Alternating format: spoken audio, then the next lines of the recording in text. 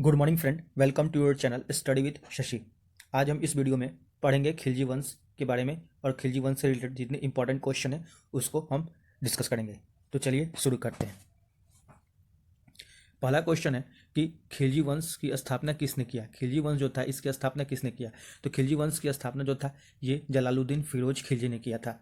खिलजी वंश की स्थापना जलालुद्दीन फिरोज खिलजी ने किया था। ठीक है, कब किया था? तो ये 13 जून 1290 ईस्वी को किया था। ठीक, फिरोज खिलजी जो था ये जलालुद्दीन फिरोज खिलजी, इसने खिलजी वंश की स्थापना 13 जून 1290 ईस्वी को किया था। जलालुद्दीन फिरोज खिलजी जो था इसका वास्तविक नाम जो था ये क्या था? तो वास्तविक नाम इसका जलालुद्दीन फिरोज खिलजी का मलिक फिरोज था। जलालुद्दीन फिरोज खिलजी का वास्तविक नाम मलिक फिरोज था। ठीक है, नेक्स्ट क्वेश्चन, जलालुद्दीन फिरोज खिलजी की हत्या किसने की। जलालुद्दीन फिरोज खिलजी जो था इसकी हत्या किसने की? तो जलालुद्दीन फिरोज खिलजी की हत्या अलाउद्दीन खिलजी ने किया।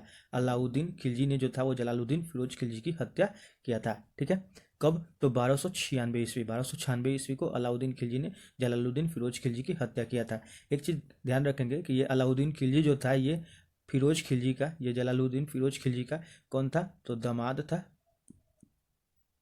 और भतीजा था। ये भी ध्यान रखेंगे कि अलाउद्दीन खिलजी जो था ये जलालुद्दीन फिरोज खिलजी का क्या था? दामाद और भतीजा था। ठीक, नेक्स्ट नेक्स्ट क्वेश्चन बोल रहा है कि अलाउद्दीन खिलजी के बचपन का नाम क्या था। अलाउद्दीन खिलजी के बचपन का नाम क्या था? तो अलाउद्दीन खिलजी के बचपन का नाम अली गुरसास्प था। क्या था? अली गुरसास्प। ठीक, नेक्स्ट, घोड़े दागने एवं सैनिकों का हुलिया लिखने की प्रथा की शुरुआत किसने की। क्वेश्चन बोल रहा है कि घोड़े दागने एवं सैनिकों का हुलिया लिखने की प्रथा की शुरुआत जो था वो किसने किया? तो ये किया था अलाउद्दीन खिलजी ने। किसने? अलाउद्दीन खिलजी ने घोड़े दागने एवं सैनिकों का हुलिया लिखने की प्रथा की शुरुआत किया था। ठीक है, एक चीज और याद रखेंगे कि जो अलाउद्दीन खिलजी था ये दिल्ली का सुल्तान कब बना। तो ये जो सुल्तान बना था आपको कब? तो 22 अक्टूबर 1296 ईस्वी को ये दिल्ली का सुल्तान बना। कौन? अलाउद्दीन खिलजी। ठीक है, नेक्स्ट, अलाउद्दीन खिलजी ने खम्स में सुल्तान का हिस्सा 1/4 भाग के स्थान पर कितना कर दिया। अलाउद्दीन खिलजी जो था इसने खम्स में सुल्तान का हिस्सा 1/4 भाग के स्थान पर कितना कर दिया? तो 3/4 भाग कर दिया था। कितना किया था? तो 3/4 भाग। और यहाँ पे ये ध्यान रखेंगे कि ये जो खम्स है, खम्स का अर्थ क्या होता है? तो लूटे हुए धन को हम क्या कहते थे? खम्स। तो उसी में 1/4 भाग के स्थान पर जो सुल्तान का हिस्सा था वो 3/4 भाग कर दिया गया। ठीक है, नेक्स्ट नेक्स्ट क्वेश्चन बोल रहा है किस वंश के शासन को समाप्त कर जलालुद्दीन फिरोज खिलजी ने खिलजी वंश की स्थापना किया। तो यहाँ पे क्वेश्चन बोल रहा है कि किस वंश के शासन को समाप्त करके जलालुद्दीन फिरोज खिलजी ने खिलजी वंश की स्थापना की। तो ठीक, हम तो ये कौन सा वंश था? तो गुलाम वंश था। इसी गुलाम वंश के शासन को समाप्त करके जलालुद्दीन फिरोज खिलजी ने खिलजी वंश की क्या की थी? स्थापना की थी। ठीक है, ये गुलाम वंश है, इसी गुलाम वंश के शासन को समाप्त कर जलालुद्दीन फिरोज खिलजी ने खिलजी वंश की स्थापना की। ठीक है, एक चीज और ध्यान रखेंगे, गुलाम वंश जो था इसका शासन काल कब से कब तक था? तो 1206 से 1290 ईस्वी तक था। ये सब हमने पिछले वीडियो में पढ़ चुका है। ठीक है, नेक्स्ट, भारत पर मंगोलों का चौथा आक्रमण किसके शासनकाल में हुआ। क्वेश्चन बोल रहा है कि भारत पर मंगोलों का चौथा आक्रमण जो है वो किसके शासनकाल में हुआ। तो ये हुआ था आपको जलालुद्दीन फिरोज खिलजी के शासनकाल में। जलालुद्दीन फिरोज खिलजी के शासनकाल में मंगोलों का जो चौथा आक्रमण था ये भारत पर हुआ था। और एक चीज़ और ध्यान रखेंगे कि ये जो मंगोलों का आक्रमण था भारत पर बोलेगा तो ये चौथा आक्रमण था, लेकिन दिल्ली सल्तनत पे ये कितना? तीसरा आक्रमण था। दिल्ली सल्तनत पे मंगोलों का तीसरा आक्रमण था और भारत पर चौथा आक्रमण। ये भी ध्यान रखेंगे। जलालुद्दीन फिरोज खिलजी जो है इसका शासनकाल 1290 से 1296 ईस्वी तक था। ठीक, नेक्स्ट नेक्स्ट बोल रहा है कि किस शासक ने बेईमानी रोकने के लिए कम माप तौल करने वाले व्यक्ति के शरीर से मांस काट लेने का आदेश दिया। क्वेश्चन बोल रहा है किस शासक ने बेईमानी रोकने के लिए कम माप तौल करने वाले व्यक्ति के शरीर से मांस काट लेने का आदेश दिया था। तो ये अलाउद्दीन खिलजी ने दिया था। कौन दिया था? तो अलाउद्दीन खिलजी ने दिया था। ठीक है, नेक्स्ट, मूल्य नियंत्रण प्रणाली को किस शासक ने अपने शासनकाल में दृढ़ता से लागू किया था। क्वेश्चन क्या बोल रहा है? क्वेश्चन बोल रहा है कि मूल्य नियंत्रण प्रणाली को किस शासक ने अपने शासनकाल में दृढ़ता से लागू किया। तो ये कौन था? तो अलाउद्दीन खिलजी था। अलाउद्दीन खिलजी जो था इसी ने अपने शासनकाल में मूल्य नियंत्रण प्रणाली को दृढ़ता से लागू किया था। ठीक है, और एक क्वेश्चन और याद रखिएगा कि ये जो अलाउद्दीन खिलजी है, एक मिनट, ये जो अलाउद्दीन खिलजी है ये दिल्ली के गद्दी पे कब बैठा था? तो ये बैठा था आपको दिल्ली के गद्दी पे, हम अभी बताए हैं, जस्ट पीछे बताए थे हम कि दिल्ली के गद्दी पे ये बैठा था कब। तो ये बैठा था आपको 22 अक्टूबर 1296 ईस्वी को ये दिल्ली की गद्दी पर बैठा। कौन? तो अलाउद्दीन खिलजी। ठीक है, ये ध्यान रखेंगे क्योंकि क्वेश्चन पूछता है कि अलाउद्दीन खिलजी जो है वो दिल्ली का सुल्तान कब बना या फिर गद्दी पर कब बैठा। तो 22 अक्टूबर 1296 ईस्वी को। ठीक, नेक्स्ट, किसे इस्लामी वास्तुकला का रत्न कहा जाता है? इस्लामी वास्तुकला का रत्न किसे कहा जाता है?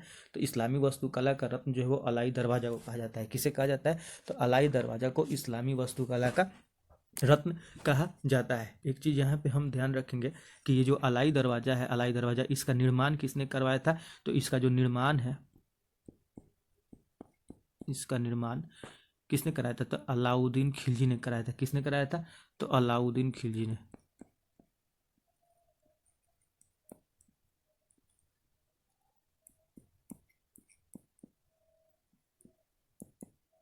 अलाउद्दीन खिलजी जो था इसी ने अलाई दरवाजा का निर्माण कराया था और हजार खंबा महल का भी निर्माण कराया था। ठीक है,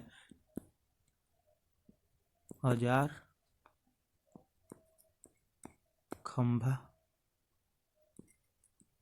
महल, हजार खंबा महल जो है, हजार खंबा महल का निर्माण भी किसने कराया था? अलाउद्दीन खिलजी ने। ये भी ध्यान रखेंगे। नेक्स्ट, नेक्स्ट बोल रहा है कि जलालुद्दीन फिरोज खिलजी का शासनकाल कब से कब तक था? तो जलालुद्दीन फिरोज खिलजी का शासनकाल 1290 से 1296 ईस्वी तक था।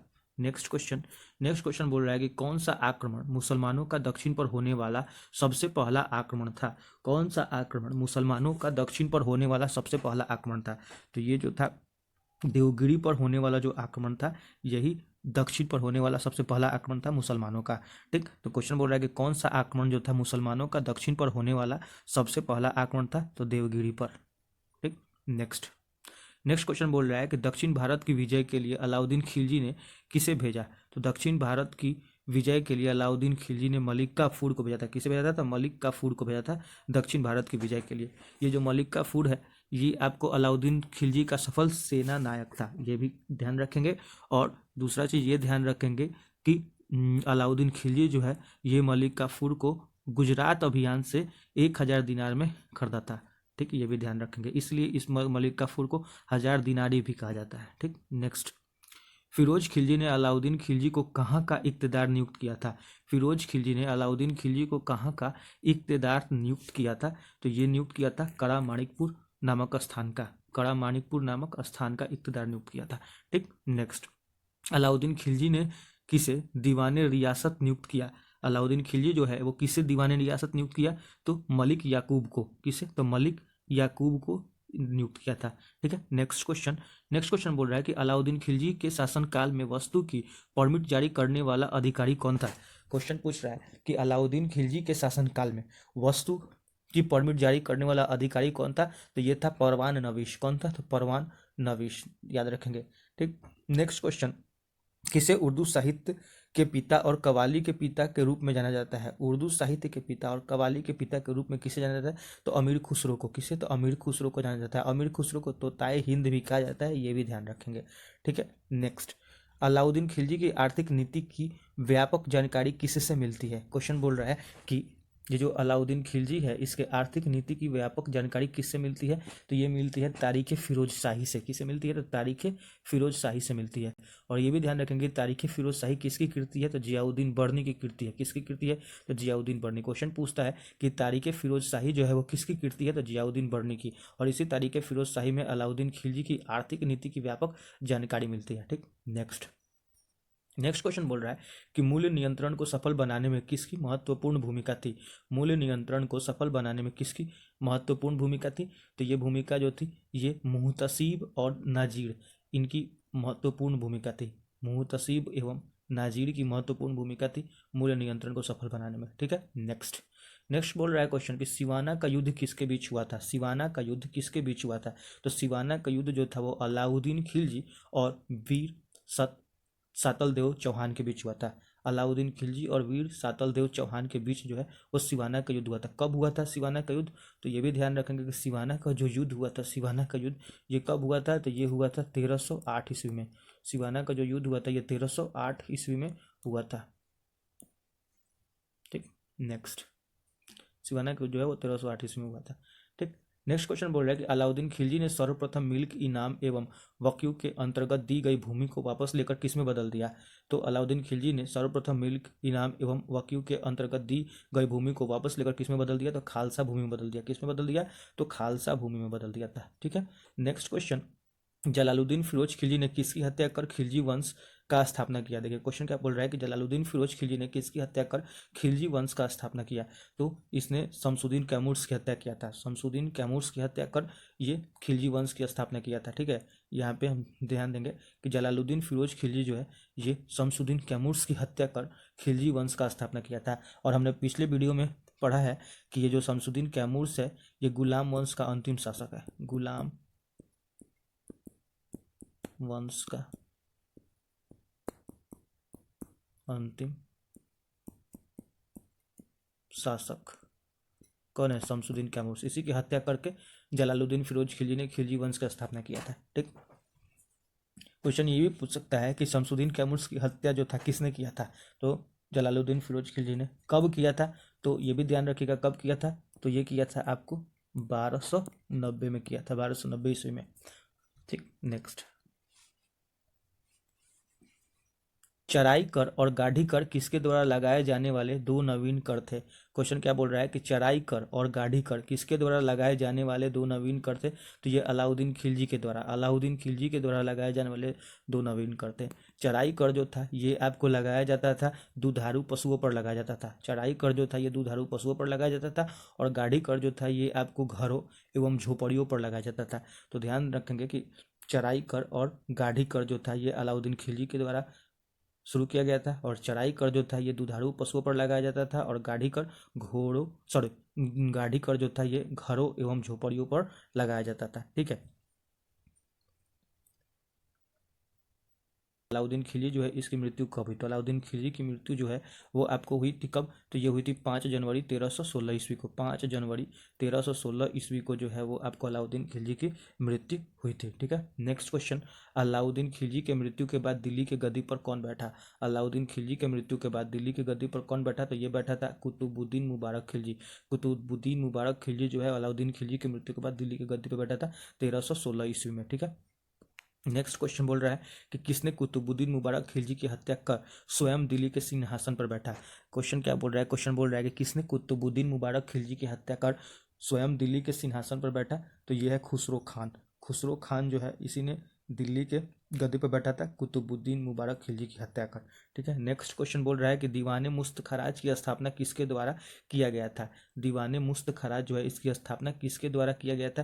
तो ये अलाउद्दीन खिलजी के द्वारा किया गया था। किसके द्वारा? तो अलाउद्दीन खिलजी के द्वारा दीवाने मुस्त खराज की स्थापना किया गया था। नेक्स्ट क्वेश्चन बोल रहा है कि दुधारू पशुओं पर लगाए जाने वाले कर को क्या कहा जाता था? तो दुधारू पशुओं पर लगाए जाने वाले कर को चराई कर कहते थे। ठीक है, कौन सा कर? तो चराई कर। ठीक, नेक्स्ट क्वेश्चन बोल रहा है किसने इक्ता प्रथा को समाप्त किया? इक्ता प्रथा को किसने समाप्त किया? तो इक्ता प्रथा को अलाउद्दीन खिलजी ने समाप्त किया। किसने समाप्त किया? तो अलाउद्दीन खिलजी ने इक्ता प्रथा को समाप्त किया। ठीक, क्वेश्चन क्या बोल रहा है कि किसने इक्ता प्रथा को समाप्त किया? तो अलाउद्दीन खिलजी जो था इसने इक्ता प्रथा को समाप्त किया।